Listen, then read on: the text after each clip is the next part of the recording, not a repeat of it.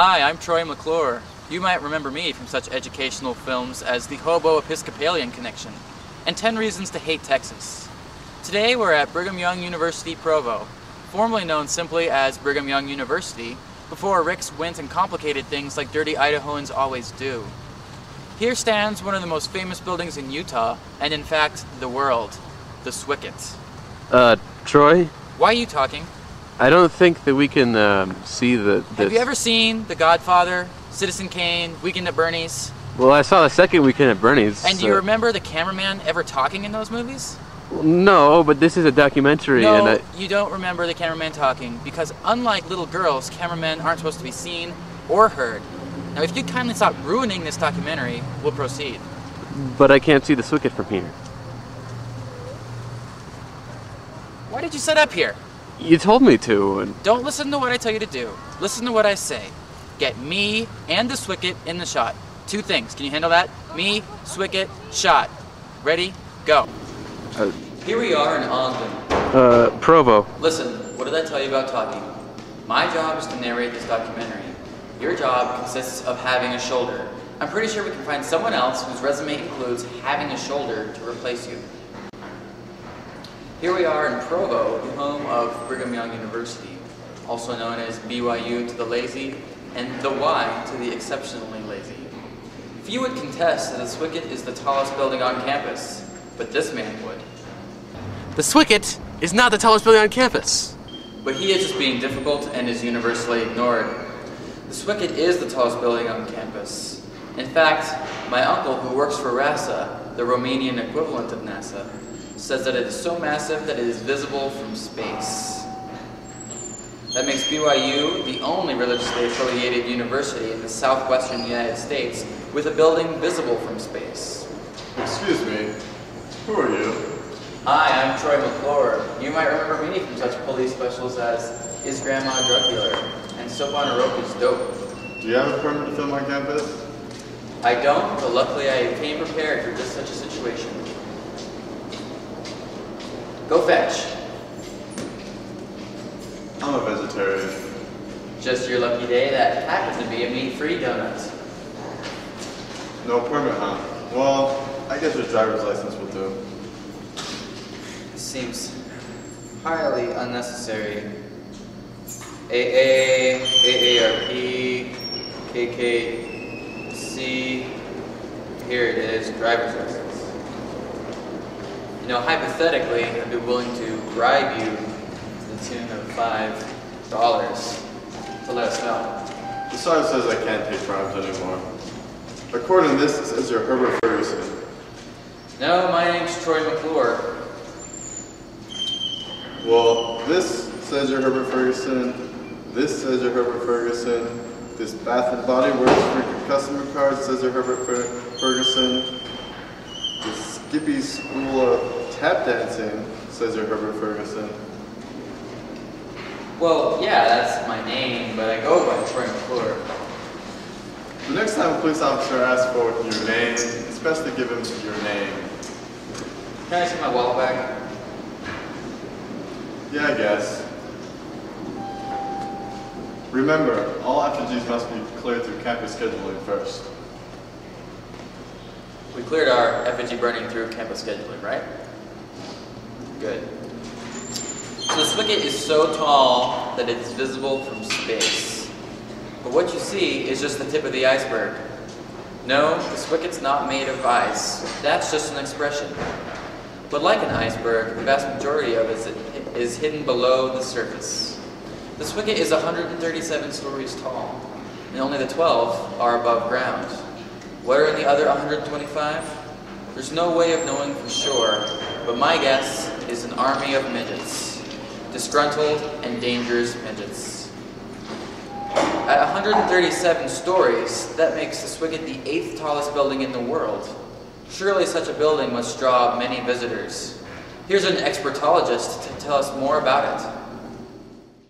So you're going to tell us about some numbers or something, right? Shouldn't I introduce myself first? Nobody really cares, but if it makes you feel important, then go ahead. My name is Shelley Hart, and I'm in charge of visitor records at the Swicket. Shelley Hart, that's a pretty nerdy name.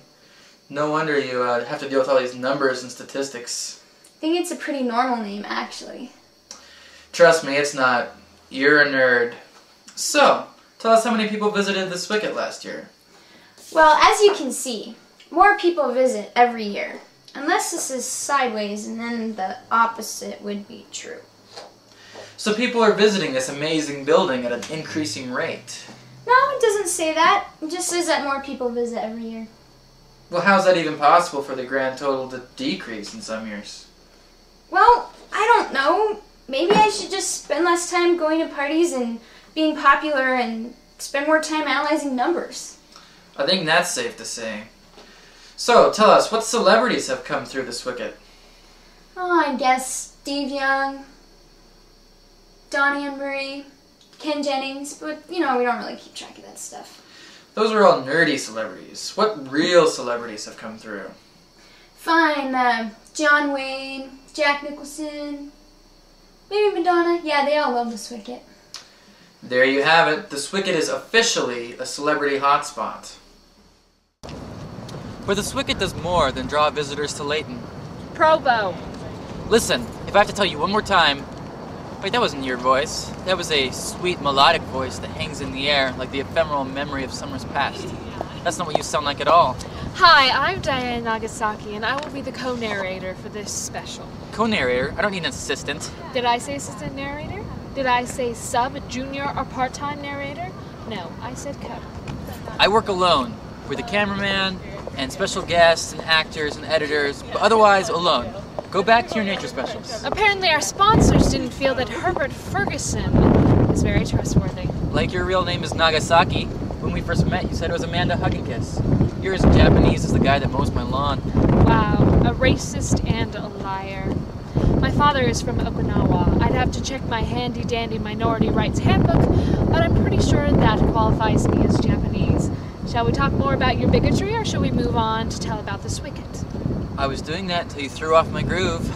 Trust me, you have no groove to speak of. Have you told them how the Swicket got its name? Not yet. That's my surprise ending. And every documentary does need that plot twist at the end. But let's talk about it now. Fine. Watch how a pro does it. Some of you may be wondering how the Swicket got its name. It would have been more suspenseful to wait till the end of the film to reveal this, but evidently Diane has no sense of drama. Also, no sense of makeup application. I looked in both the dictionary and the Bible dictionary to find Swicket, but came up with nothing. Luckily, I was thumbing through a Dutch encyclopedia and came across this entry.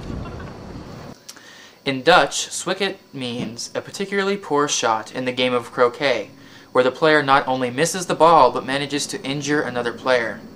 In Swahili, it is a green-skinned vampire who preys upon giraffes, presumably because their long necks make them easy targets. In Klingon, it's to use a croquet mallet to break the neck of your rival's giraffe. It is not clear at this time which of these meanings gave the Swicket its name, but it seems clear that the building was designed to guard these giraffes against the vampires and/or Klingons attacking them. Troy is almost certainly wrong. His explanation doesn't make any sense. Now, my research indicates that the term Swicket is actually a composite of two or more words. Let's play everyone's favorite primary game, etymological dissection. Our first possibility is S-Wicket. As everyone knows, Wicket is the adorable Ewok featured in Return of the Jedi, as well as 2 additional movies and short-lived television series. S most likely stands for stalwart, since this would best describe Wicket. Thus we have the Stalwart Wicket Building. Our next option is SW-Icket. SW is obviously the abbreviation for Southwest, and Icket is a Mesopotamian bird known for stealing necklaces. Thus it could be the Southwest Icket Building. Now, Swicket is an interesting one. I don't think we should waste any more of our viewers' time playing your little word games. I've got over a dozen more permutations to go over if you'd kindly keep quiet. Yes, we know you spend your Friday nights alone playing these games, but we need to move on. Fine, I'll do the next segment.